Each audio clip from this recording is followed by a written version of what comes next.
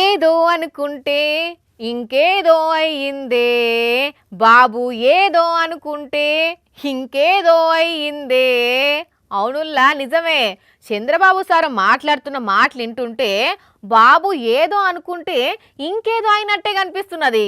అందుకే జర భయం వచ్చి ఇప్పుడు ఓట్లు లేకపోయినా ఓట్లు అడుగుతున్నట్టు కనిపిస్తున్నది చంద్రబాబు సార్ను చూస్తుంటే. నెలకు ఇంత డబ్బులు తీసుకొని మీరు రేపు ఓటేయకపోతే మీకు మంచి జరుగుతుందా అని మిమ్మల్ని అడుగుతున్నా.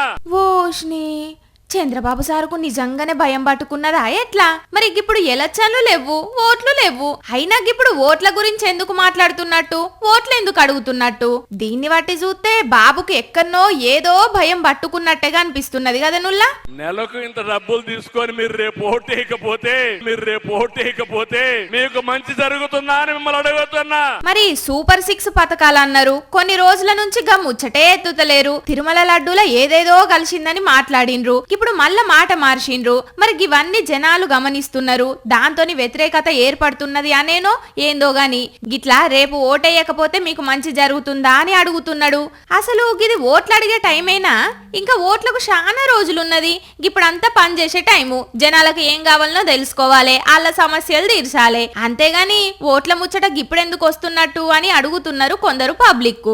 ఇంకొందరైతే బాబుకు భయం పట్టుకున్నట్టే ఉన్నది, అందుకే ఓట్లు గిప్పటి సందే అడుగుతుండు అని అంటున్నారు.